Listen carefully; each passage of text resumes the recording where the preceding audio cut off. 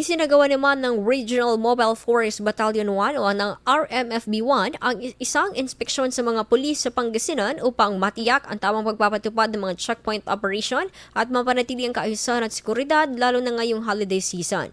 Bilang bahagi ng inspeksyon sa Station 1 ng Dagupan City Police Office, pinaalalahanan ang mga pulis na panatilihin ang disiplina sa lahat ng oras at mahigpit na ipatupad ang zero tolerance laban sa illegal na pagpapaputok ng baril.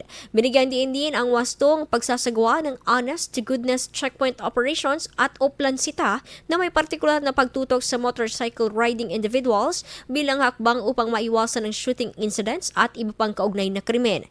Kasabay nito, inatasan ng mga unit na magpatupad ng maximum police presence sa mga national highway at mga lugar na tinukoy na convergence areas upang mas mapalakas ang pagbabantay at seguridad sa komunidad. IFM News. IFM News. IFM News.